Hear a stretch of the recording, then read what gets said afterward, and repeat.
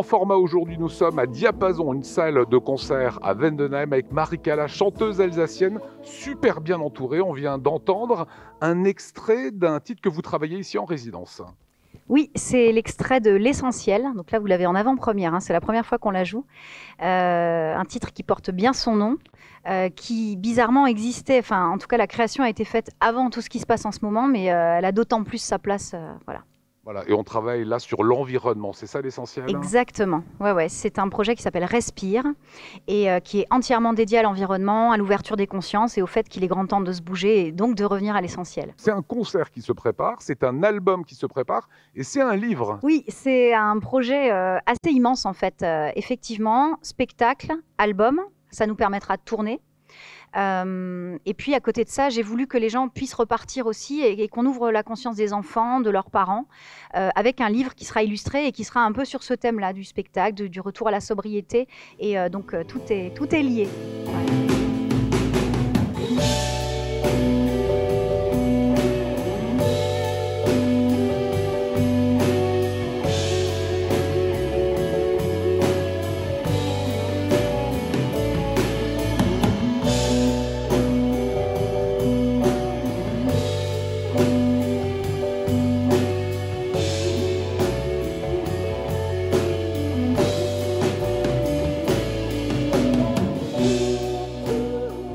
Un petit mot sur les musiciens qui vous accompagnent, parce que ça sonne bien quand même. Hein.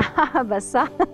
Donc nous avons à la basse Monsieur Franck Bedez, à la batterie et au percu, parce qu'il est très très bien entouré ce monsieur, Lionel Gallonnier, et puis Olivier Marly à la guitare, mais aussi à la composition et aux arrangements.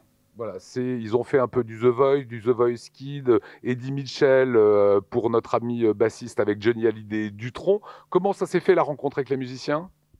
Sur un remplacement incroyable, le truc complètement improbable.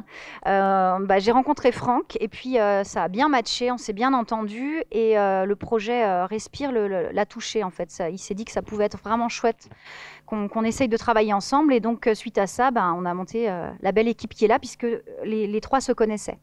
L'album est prévu pour quand alors?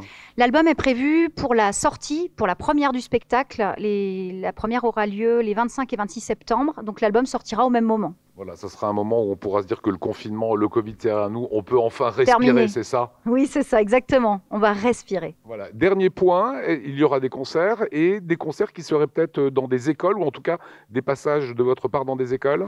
Oui, alors justement pour que le projet soit bien complet et toujours pour aller dans l'ouverture des consciences, je réalise des ateliers dans les écoles effectivement où je propose aux enfants de créer des chansons sur le thème de l'environnement et dans la mesure du possible, quand on est dans le coin, je les fais monter sur scène avec des musiciens professionnels et ils peuvent chanter leurs chansons devant le public. Donc c'est extraordinaire, c'est toujours des moments très forts. Voilà, et dernier point, on vous avait pas vu avec des musiciens comme ça, souvent c'était accompagné d'une ou deux personnes. Qu'est-ce que ça change pour la musicienne et l'artiste que vous êtes? Ce qui change pour moi, c'est que je suis bien plus présente en tant que musicienne justement. Je serai présente au clavier et il y aura d'autres trucs que je ne veux pas dévoiler, mais bon, ils me mettent à rude épreuve les gaillards, mais ça me plaît.